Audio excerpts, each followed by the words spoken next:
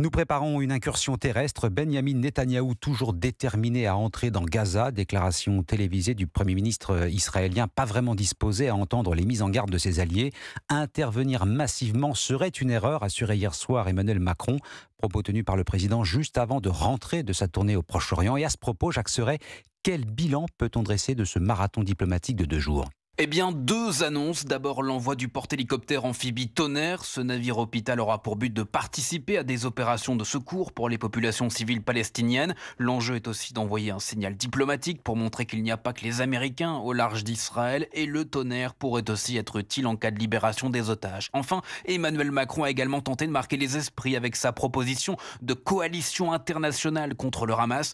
Mais à ce stade, cette idée est loin d'être aboutie. Ni le roi de Jordanie, ni le président égyptien ne l'ont mentionné hier. L'autre enseignement, c'est qu'Emmanuel Macron avait aussi en tête les enjeux de politique intérieure. Oui, très clairement, le chef de l'État n'a eu de cesse de montrer une position d'équilibre, entretien avec le Premier ministre israélien Netanyahou, mais en même temps tête-à-tête avec le président de l'autorité palestinienne Abbas, solidarité avec Israël, mais en même temps moyens humanitaires pour Gaza, une ligne de crête diplomatique pour éviter l'escalade du conflit sur place, mais aussi pour ne pas l'importer en France, alors que les Français musulmans sont particulièrement préoccupés par la situation en Palestine. Jacques Serret du service politique d'Europe 1.